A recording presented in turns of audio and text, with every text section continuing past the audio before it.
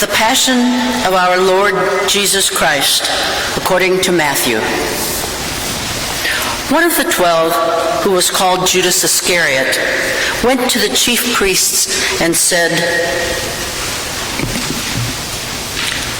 "What will you give me if I betray Jesus to you?" The priests paid him 30 pieces of silver, and from that moment, Judas began to look for an opportunity to betray Jesus. On the first day of unleavened bread, the disciples came to Jesus, saying, "Where do you want us to make the preparations for you to eat the Passover?" Jesus said, "Go into the city to a certain man and say to him, 'The teacher says, my time is near. I will keep the Passover at your house with my disciples.'" So the disciples did as Jesus had directed them, and they prepared the Passover meal. When it was evening, Jesus took his place with the 12, and while they were eating, he said, "Truly I tell you, one of you will betray me." And the disciples became greatly distressed and began to say to him, one after another, "Surely not I, Lord." He answered, "The one who has dipped his hand into the bowl with me will betray me. The Son of Man goes as it is written of him, but woe to that one by whom the Son of Man is betrayed. It would have been better for that one not to have been born." Judas, who betrayed him, said, "Surely not I, Rabbi." Jesus replied, "You have said so." While they were eating, Jesus took a loaf of bread, and after blessing it, he broke it, gave it to the disciples, and said, "Take, eat. This is my body." Then he took a cup, and after giving thanks, he gave it to them, saying, "Drink from it, all of you. For this is the blood of my covenant, which is poured out for the many for the forgiveness of sins. I tell you, I will never drink again of this fruit of the vine until that day when I drink it new with you in my Father's kingdom."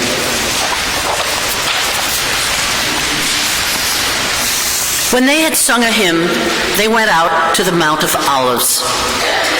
Then Jesus said to his disciples, "You will all become deserters because of me this night. For it is written, I will strike the shepherd, and the sheep of the flock will be scattered. But after I am raised up, I will go ahead of you to Galilee."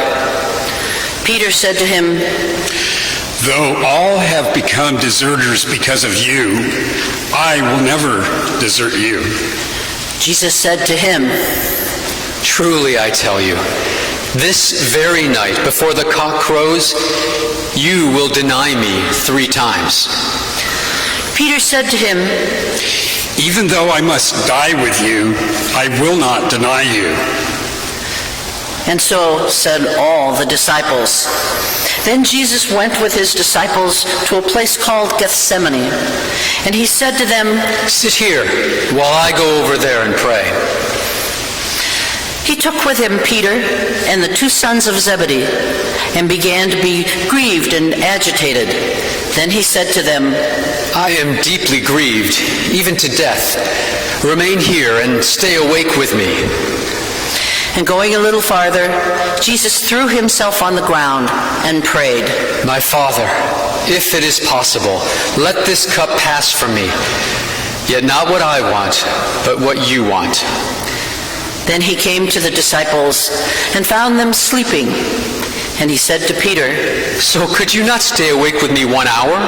Stay awake and pray that you may not come into the time of trial. The spirit indeed is willing, but the flesh is weak." Again, Jesus went away for the second time and prayed, "My Father, if this cannot pass unless I drink it, your will be done." Again Jesus came and found the disciples sleeping, for their eyes were heavy. So, leaving them again, he went away and prayed for the third time, saying the same words. Then he came to the disciples and said to them, Are you still sleeping and taking your rest? See, the hour is at hand, and the Son of Man is betrayed into the hands of sinners. Get up, let us be going. See, my betrayer is at hand. While Jesus was still speaking, Judas, one of the 12, arrived. With him was a large crowd with swords and clubs from the chief priests and the elders of the people. Now the betrayer had given the crowd a sign, saying, The one I will kiss is the man. Arrest him. At once Judas came to Jesus and said, Greetings, Rabbi. and kissed him. Jesus said to him, Friend, do what you are here to do. Then the crowd came and laid hands on Jesus and arrested him. Suddenly, one of those with Jesus put his hand on his sword, drew it, and struck the slave of the high priest, cutting off his ear. Then Jesus said to him, Put your sword back into its place, for all who take the sword will perish by the sword. Do you think that I cannot appeal to my Father? He will at once send more than 12 legions of angels? But how then would the Scriptures be fulfilled, which say it must happen in this way? At that hour, Jesus said to the crowds, Have you come out with swords and clubs to arrest me, as though I were a bandit? Day after day I sat in the temple teaching, and you did not arrest me. But all this has taken place, so that the Scriptures of the prophets may be fulfilled. Then all the disciples deserted him and fled. Those who had arrested Jesus took him to Caiaphas, the high priest, in whose house the scribes and the elders had gathered. But Peter was following him at a distance, as far as the courtyard of the high priest. And going inside, Peter sat with the guards in order to see how this would end. Now the chief priests and the whole council were looking for false testimony against Jesus, so that they might put him to death. But they found none, though many false witnesses came forward. At last, 2 came forward and said, This fellow said, I am able to destroy the temple of God and to build it in 3 days. The high priest stood up and said to Jesus, Have you no answer? What is it they testify against you? But Jesus was silent. Then the high priest said to Jesus, I put you under oath before the living God. Tell us if you are the Messiah, the Son of God. Jesus said to him, You have said so. But I tell you, from now on you will see the Son of Man seated at the right hand of power, coming on the clouds of heaven. Then the high priest tore his clothes and said, He has blasphemed. Why do we still need witnesses? You have now heard his blasphemy. What is your verdict? The scribes and elders answered, He deserves death. Then they spat in Jesus' face and struck him, and some slapped him, saying, Prophesy to us, you Messiah. Who is it that struck you? Now Peter was sitting outside in the courtyard. A servant girl came to him and said, You also were with Jesus, the Galilean. But Peter denied it before all of them, saying, I do not know what you are talking about. When Peter went out to the porch, another servant girl saw him, and she said to the bystanders, This man was with Jesus of Nazareth. Again, Peter denied it with an oath. I do not know the man. After a little while, the bystanders came up and said to Peter, Certainly, you are also one of them, for your accent betrays you. Then Peter began to curse, and he swore an oath. I do not know the man. At that moment the cock crowed. Then Peter remembered what Jesus had said. Before the cock crows, you will deny me 3 times. And Peter went out and wept bitterly. When morning came, all the chief priests and the elders of the people conferred together against Jesus in order to bring about his death. They bound him, led him away, and handed him over to Pilate, the governor. When Judas, his betrayer, saw that Jesus was condemned, he repented and brought back the 30 pieces of silver to the chief priests and the elders. Judas said, I have sinned by betraying innocent blood. But the chief priests and elders said, What is that to us? See to it yourself. Throwing down the pieces of silver in the temple, Judas departed, and he went and hanged himself. But the chief priests, taking the pieces of silver, said, It is not lawful to put them into the treasury, since they are blood money. After conferring together, they used them to buy the potter's field as a place to bury foreigners. For this reason, that field has been called the Field of Blood to this day. Then was fulfilled what had been spoken through the prophet Jeremiah. And they took the 30 pieces of silver, the price, the one on whom a price had been set, on whom some of the people of Israel had set a price. And they gave them for the potter's field, as the Lord commanded me.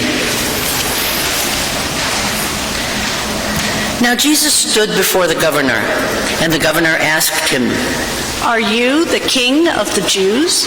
Jesus said, You say so. But when Jesus was accused by the chief priests and elders, he did not answer. Then Pilate said to him, Do you not hear how many accusations they make against you? But Jesus gave him no answer, not even to a single charge, so that the governor was greatly amazed. Now at the festival, the governor was accustomed to release a prisoner for the crowd, anyone whom they wanted. At that time, they had a notorious prisoner called Jesus Barabbas. So after they had gathered, Pilate said to the crowd, Who do you want me to release for you, Jesus Barabbas or Jesus, who is called the Messiah? For Pilate realized that it was out of jealousy that the priests and elders had handed Jesus over. While he was sitting on the judgment seat, his wife sent word to him, Have nothing to do with that innocent man. For today I have suffered a great deal because of a dream about him. Now, the chief priests and the elders persuaded the crowds to ask for Barabbas and to have Jesus killed. The governor said again to them, Which of the two do you want me to release for you? And the crowd said, Barabbas. Pilate said to them, Then what should I do with Jesus, who is called the Messiah? All of them said, Let him be crucified. Then Pilate asked, Why? What evil has he done? But the crowd shouted all the more, Let him be crucified.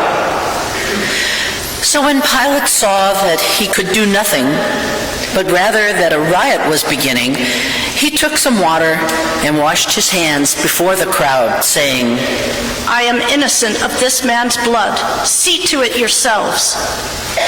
Then the people as a whole answered, His blood be on us and on our children. So Pilate released Barabbas for them, and after flogging Jesus, he handed him over to be crucified. Then the soldiers of the governor took Jesus into the governor's headquarters, and they gathered the whole cohort around him. they stripped Jesus and put a scarlet robe on him. And after twisting some thorns into a crown, they put it on his head. They put a reed in his right hand and knelt before him and mocked him, saying, "Hail, King of the Jews!" They spat on Jesus and took the reed and struck him on the head. After mocking him, they stripped him of the robe and put his own clothes on him. Then they led him away to crucify him. As they went out, the soldiers came upon a man from Cyrene named Simon, as they compelled this man to carry Jesus' cross. And when the soldiers came to the place called Golgotha, which means place of a skull, they offered Jesus wine to drink, mixed with gall. But when he tasted it, he would not drink it. And when the soldiers had crucified Jesus, they divided his clothes among themselves by casting lots. Then they sat down and kept watch over him. Over Jesus' head they put the charge against him, which read, "This is Jesus, the King of the Jews." Two bandits were crucified with Jesus, one on his right and one on his left. Those who passed by derided him, shaking their heads and saying, "You would destroy the temple and rebuild it in 3 days. Save yourself. If you are the Son of God, come down from the cross." In the same way, the chief priests also, along with the scribes and elders, were mocking him, saying, He saved others. He cannot save himself. He is the King of Israel. Let him come down from the cross now, and we will believe in him. He trusts God. Let God deliver him now, if he wants to, for he said, "I am God's son." The bandits who were crucified with Jesus also taunted him in the same way.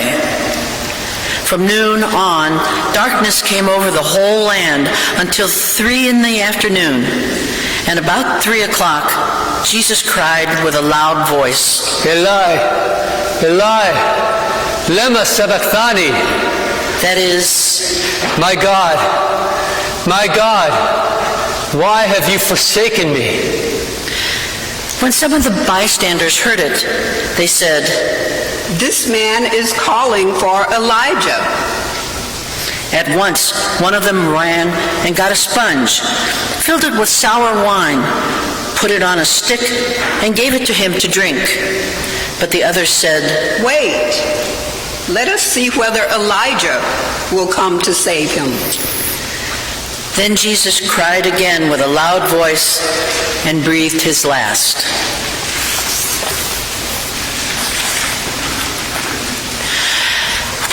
At that moment, the curtain of the temple was torn in two, from top to bottom. The earth shook and the rocks were split. The tombs also were opened, and many bodies of the saints who had fallen asleep were raised. After his resurrection, they came out of the tombs and entered the holy city and appeared to many. Now when the centurion and those with him who were keeping watch over Jesus saw the earthquake and what took place, they were terrified and said, "Truly, this man was God's son." Many women were also there, looking on from a distance. They had followed Jesus from Galilee and had provided for him. Among them were Mary Magdalene and Mary, the mother of James and Joseph, and the mother of the sons of Zebedee. When it was evening, there came a rich man from Arimathea named Joseph, who was also a disciple of Jesus. Joseph went to Pilate and asked for the body of Jesus. Then Pilate ordered it to be given to him. So Joseph took the body and wrapped it in a clean linen cloth and laid it in his own new tomb, which he had hewn in the rock. Joseph then rolled a great stone to the door, and the tomb went away. Mary Magdalene and the other Mary were there, sitting opposite the tomb. The next day, that is, after the day of preparation, the chief priests and the Pharisees gathered before Pilate and said, "Sir, we remember what that impostor said while he was still alive.